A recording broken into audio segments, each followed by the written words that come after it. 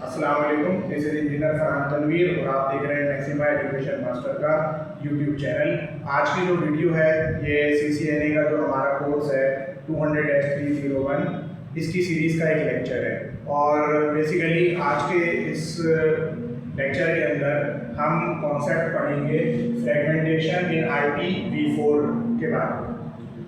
तो पहली चीज़ तो ये कि IPv4 का कॉन्सेप्ट आप सब लोगों को होना चाहिए, ठीक है ना। पिछली जो वीडियोस हैं या पिछले जो लेक्चर्स हैं उसके अंदर आपने IPv4 के बारे में डिटेल में पढ़ा हुआ है।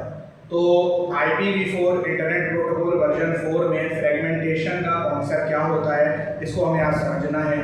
देखिए, एक बात ये समझ लें कि जो IP वर्जन 4 प्रोटोकॉल है ये बेसिकली नेटवर्क की लेयर के ऊपर काम करता है OSI रेफरेंस मॉडल के। और OSI रेफरेंस मॉडल की जो नेटवर्क वाली लेयर है बेसिकली इस लेयर के ऊपर आपके पास एक IP का पैकेट जनरेट होता है। IP का पैकेट कैसे जनरेट होता है? वो इस तरह से जनरेट होता है कि अपर लेयर यानी एप्लीकेशन लेयर और जो प्रेजेंटेशन और सेशन लेयर है और ट्रांसपोर्ट लेयर है, ये ट्रांसपोर्ट लेयर पर जब डाटा पहुंचता है तो वो सेगमेंट बन चुका होता है। तो ट्रांसपोर्ट लेयर जब नेटवर्क की लेयर को डाटा हैंड ओवर करती है तो आपने पढ़ा है कि वो डाटा सेगमेंट्स की फॉर्म में होता है, या तो TCP के सेगमेंट्स होते हैं या UDP के सेगमेंट्स होते हैं। तो वो जो सेगमेंट्स होते हैं उनके ऊपर फिर IPv4 का एक हेडर लग जाता है और IPv4 के हेडर लगने के बाद ये चीज़ पैकेट कहलाने लगती है। अच्छा, ये बात याद रखिएगा कि जो भी आपका IPv4 का पैकेट होता है, बेसिकली मैंने भी आपको बताया कि कोई भी IPv4 का पैकेट है तो बेसिकली क्या है, वो या तो TCP का या UDP का क्या होता है, सेगमेंट होता है, और उसके ऊपर आप IPv4 का हेडर लगा देते हैं। हेडर उन एक्स्ट्रा बिट्स को कहा जाता है जो आप अपने सेगमेंट के ऊपर अटैच करते हैं, और फिर ये पूरी चीज जो है वो आप सेगमेंट के बजाय क्या कहलाने लगती है, एक पैकेट कहलाने लगती है। अब जो इम्पोर्टेंट बात आपको याद रखनी है वो ये याद रखनी है कि जो IP हेडर अप्लाई हुआ है TCP या UDP के सेगमेंट से पहले, जिस हेडर ने इस पूरी चीज को एक पैकेट बना लिया, ये हेडर मिनिमम 20 बाइट्स का होता है और मैक्सिमम ये जाता है 60 बाइट्स के ऊपर। ये इंपॉर्टेंट बात याद रखनी है। याद रहे, अभी तक मैंने आपको ये नहीं बताया कि फ्रेगमेंटेशन क्या है। अब मैं बताने जा रहा हूँ कि फ्रेगमेंटेशन क्या होती है। फर्ज कर लें कि हमारे पास एक IP का पैकेट है।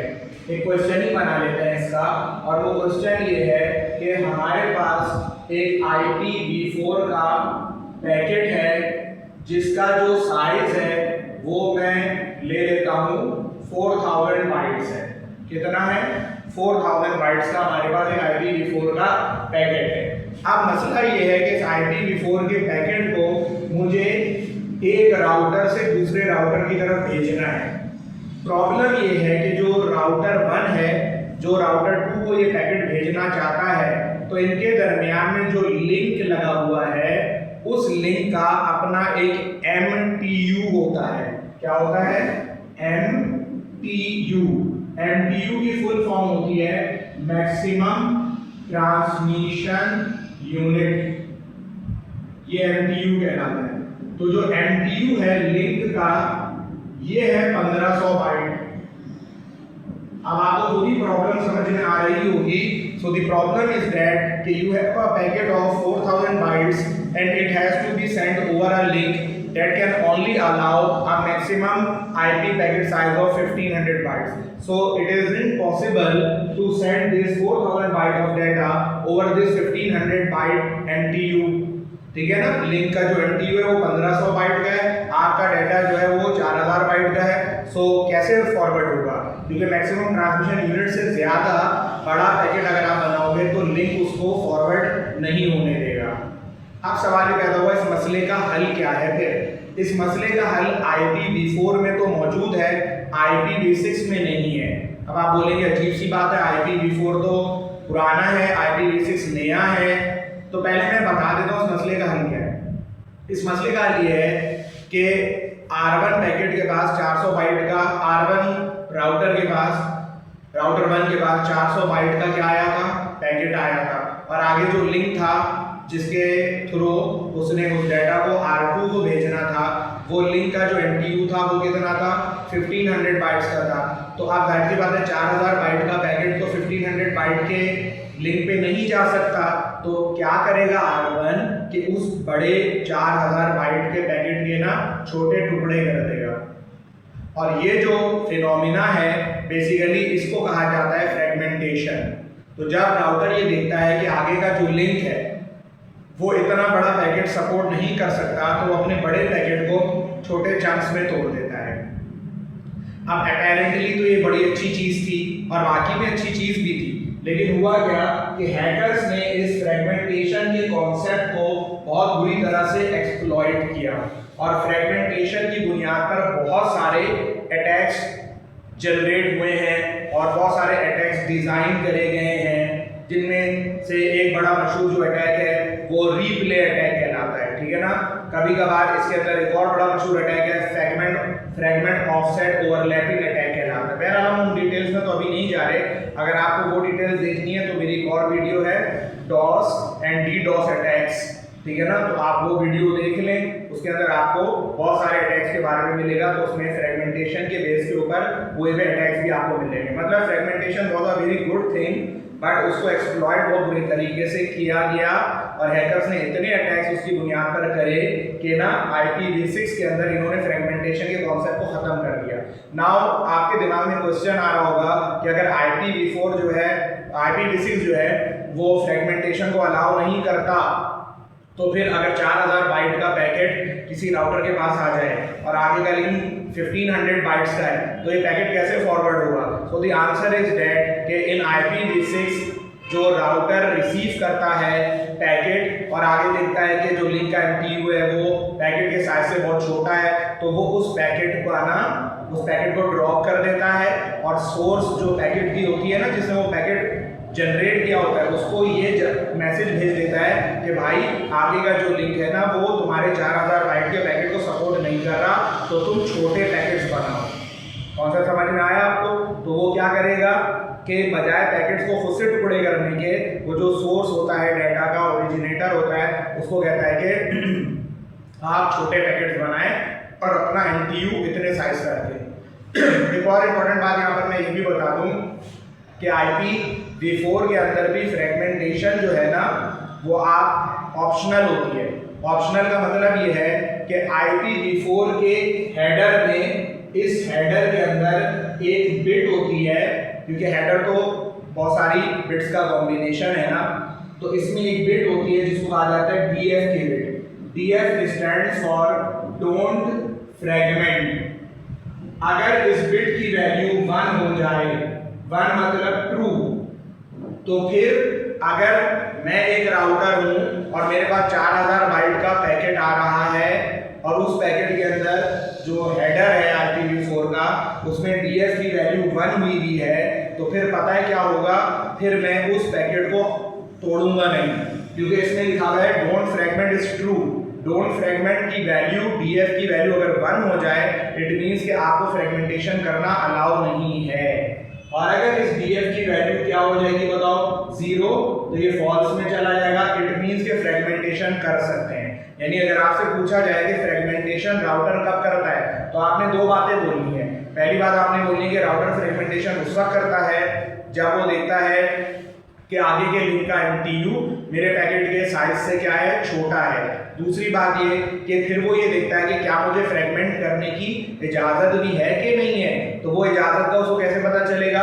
वो जो पैकेट रिसीव हुआ है 4000 बाइट वाला बड़ा साइज का, वो उसके IPv4 के हेडर में जाएगा, वहाँ जाकर ये देखेगा कि DF की बिट यानी डोंट फ्रेगमेंट की बिट 1 है कि 0 है। इफ इट इज 1 तो वो बोलेगा मैं तो तोड़ नहीं सकता, फिर वो वही काम करेगा जो अभी थोड़ी देर पहले मैंने आपको IPv6 में बताया था कि वो सोर्स को रिटर्न बैक जवाब देगा कि भाई तुम्हारा पैकेट मैंने ड्रॉप कर दिया क्योंकि तुमने खुद ही कहा था कि फ्रेगमेंटेशन अलाउ नहीं है, अब तुम छोटे पैकेट बना के भेजो।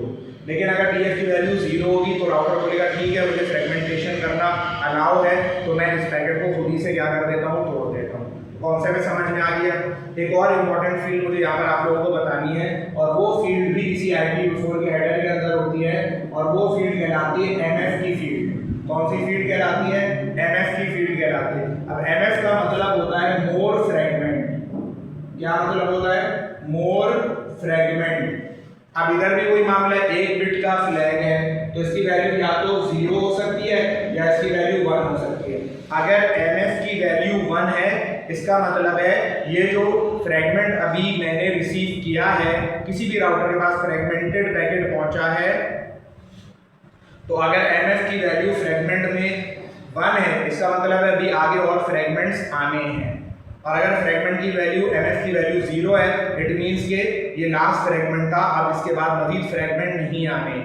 तो दोबारा से बात बता रहा हूँ, फर्ज करो मैं एक राउटर R1 हूँ, मैंने एक पैकेट रिसीव करा और वो पैकेट चूंकि MTU से साइज में बड़ा था तो मैंने उसके 3 टुकड़े कर दिए। तो मैं पहले वाले टुकड़े के अंदर MF की वैल्यू को क्या रखूंगा 1, क्योंकि अभी आगे और टुकड़ा आना है। फिर मैं MF की वैल्यू को क्या रखूंगा दूसरे फ्रेगमेंट में भी 1 रखूंगा क्योंकि आगे और टुकड़ा आना है। तीसरे वाले फ्रेगमेंट के अंदर मैं MF की वैल्यू को 0 कर दूंगा।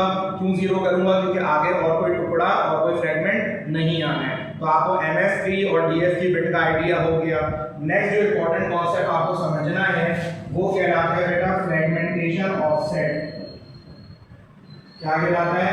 Fragmentation offset. अब ये क्या होता है? इसको FO भी कहते हैं।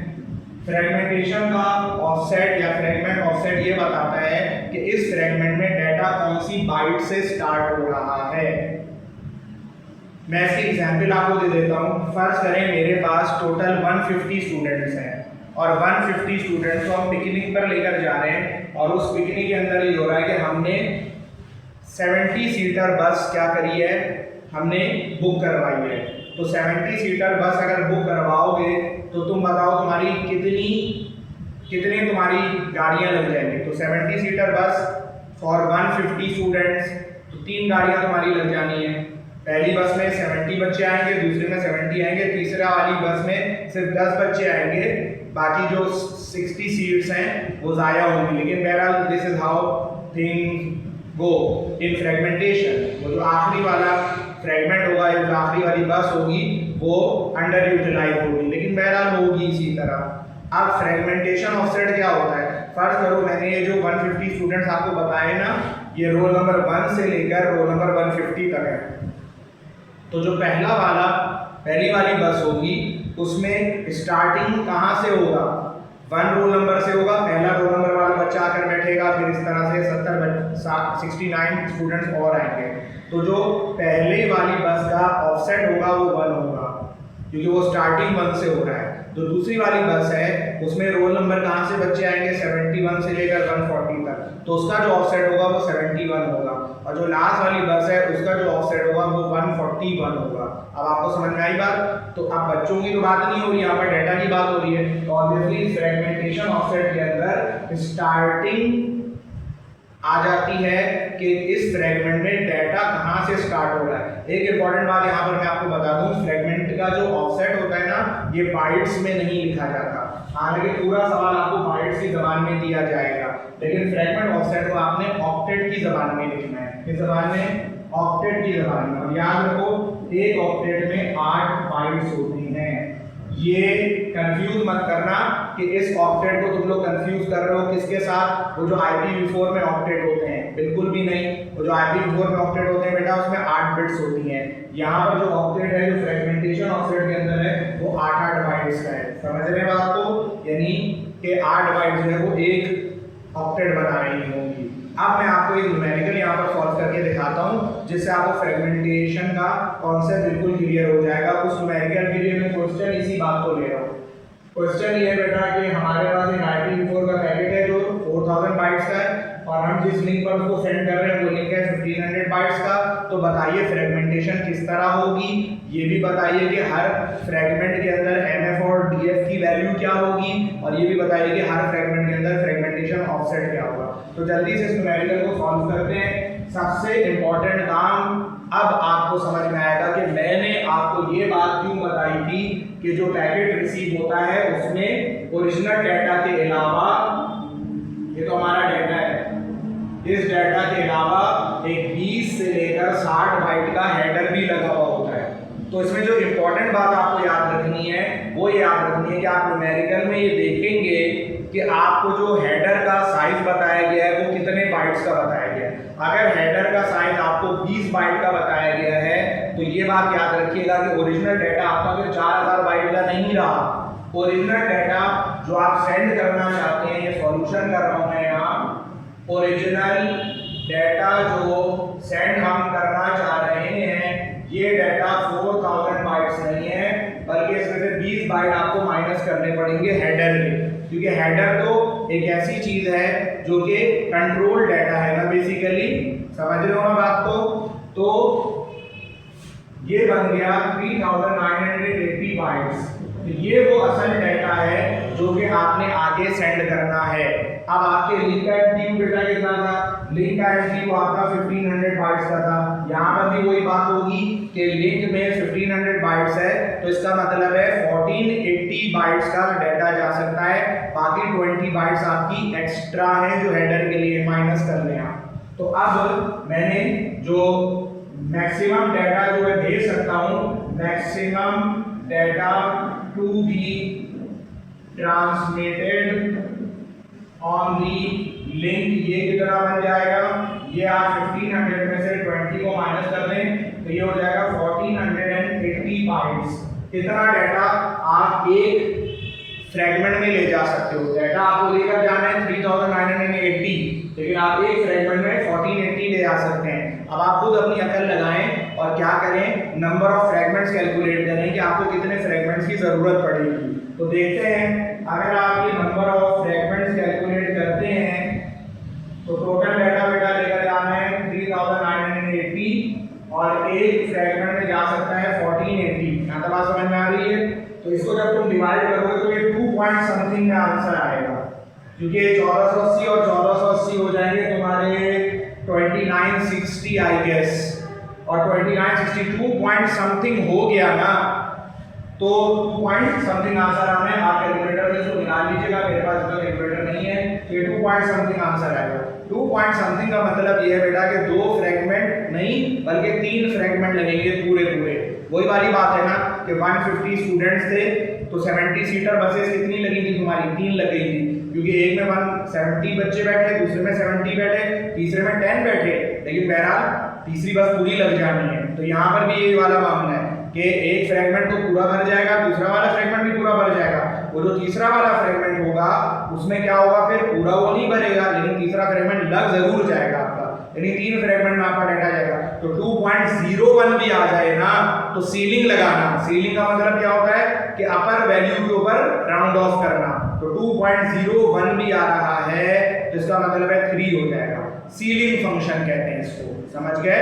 राउंडिंग ऑफ नहीं, राउंडिंग ऑफ में तो 2.01 को इंसान राउंड ऑफ करके 2 कर लेगा, इसमें ऊपर ही जाता है, नीचे नहीं आता। समझ गए बात को? तो अब मैंने आपको फ्रेगमेंट से रिलेटेड क्या करना है, जो फील्ड्स थी उनके बारे में मैं यहाँ पर भर देता हूँ, तो आप देखिएगा कि आपको बात क्लियर समझ में आ रही है या नहीं। तो सबसे पहले मैं बात कर रहा हूँ फ्रेगमेंट नंबर 1 की। फ्रेगमेंट नंबर 1, एक बात को आगे समझ लें, 3 फ्रेगमेंट्स होने बेटा, और तीनों फ्रेगमेंट्स के अंदर जो इंपॉर्टेंट वैल्यू है डीएफ की वैल्यू, एमएफ की वैल्यू और फ्रेगमेंटेशन ऑफसेट की वैल्यू, तीनों फ्रेगमेंट्स के अंदर ये आपके न्यूमेरिकल का हिस्सा होगा। डीएफ की वैल्यू, फिर वही बात एमएफ की value and then fragment offset की वैल्यू, फिर वही फ्रेगमेंट नंबर 3 में भी यही होगा, डीएफ की वैल्यू, देन एमएफ की value and then fragment offset की वैल्यू। समझ में आ रही है बात? आप देखो एक बात ये सोचो, आप तो फ्रेगमेंटेशन अलाउ कर रहे हो, है ना? आप क्या कर रहे हो? फ्रेगमेंटेशन को अलाउ, आपके पास फ्रेगमेंट अलाउ हो रहा है, ठीक है ना? एमएफ मैं यहाँ पे लिख देता हूँ, एमएफ, फिर यहाँ पर भी एमएफ और यहाँ पर भी, ठीक है? तो आप तो फ्रेगमेंटेशन कर रहे हैं, तो फ्रेगमेंटेशन अगर आप कर रहे हैं तो आपकी डीएफ की वैल्यू तो डोंट फ्रेगमेंट की वैल्यू नल होनी चाहिए, यानी कि फ्रेगमेंटेशन हो सकती है। तो डीएफ की वैल्यू किसी भी फ्रेगमेंटेशन के न्यूमेरिकल में हमेशा 0 होती है। समझ गए? इट मींस कि फ्रेगमेंटेशन इज अलाउड। क्लियर हो गई ना बात? वो जो मैंने पहले आपको यहां पर बताई थी, डीएफ की वैल्यू अगर 1 है तो it means you can not fragment, और डीएफ की वैल्यू 0 है तो इसका मतलब है यू कैन फ्रेगमेंट। सही है? दूसरी बात, एमएफ की वैल्यू पहले वाले में 1 होगी, यानी और फ्रेगमेंट अभी आएगा, दूसरे में भी 1 होगी यानी और फ्रेगमेंट आएगा, तीसरे में भी 1 होगी यानी और फ्रेगमेंट आएगा। कितना आसान है।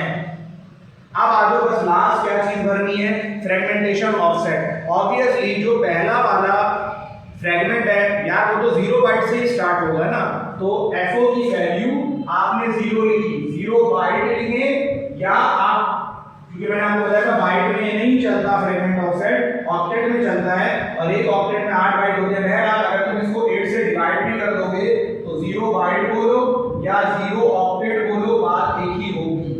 अगले पर आ जाओ, अगले का फ्रेगमेंट ऑफसेट क्या होना चाहिए, आप खुद दिमाग लगाइए अपना। जो बेटा पहला वाला है, पहला वाला क्या, पहला वाला जो फ्रेगमेंट है वो कितने बाइट्स ले जाएगा, 1480। 0 से तो स्टार्ट होगा लेकिन 1479 पर एंड हो जाएगा।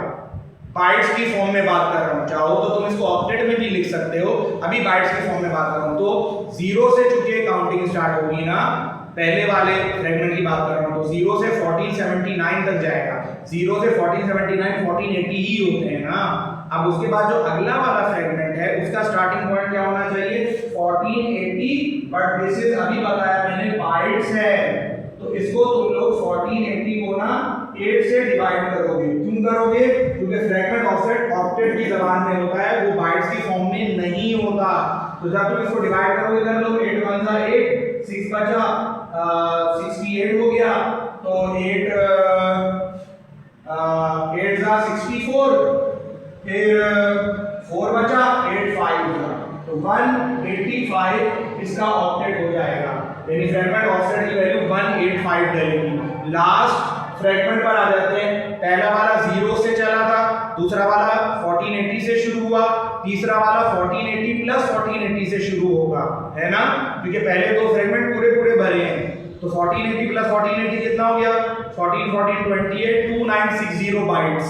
तो बाइट्स की फॉर्म में ये 2960 बन रहा है, लेकिन चूंकि हम लोग तो ऑक्टेट्स की फॉर्म में लिखते हैं, तो 2960 को 8 से डिवाइड कर दो, देख लो क्या है, 8 3 जा 24, 5 बच गया, 8 7 जा 56, यानी 370। So this is how the fragmentation process takes place in IPv4। उम्मीद है न्यूमेरिकल आपको समझ में आ गया होगा, ठीक है। तो फिर आप इससे रिलेटेड खुद भी अपने पास प्रैक्टिस क्वेश्चंस कर सकते हैं। इसको 5000 कर दें, इस वैल्यू को आप 1000 बाइट्स कर लें, इस तरह से आप डिफरेंट क्वेश्चंस और बना सकते हैं। याद रखिएगा कोई भी फ्रेगमेंटेशन का कॉन्सेप्ट आए तो उसके अंदर आपको NF, DF और FO की फील्ड्स को फ्रेगमेंट्स के लिए क्या करना होगा, क्या लेंगे, पॉपुलेट करना होगा। आप चाहें तो इसका स्क्रीनशॉट भी ले लें, मैं साइड पर हो जाता हूं ताकि आपको एक पूरी पिक्चर नजर आ जाए। इंशाअल्लाह ताला फिर नेक्स्ट क्लास में इसके आगे देखते हैं।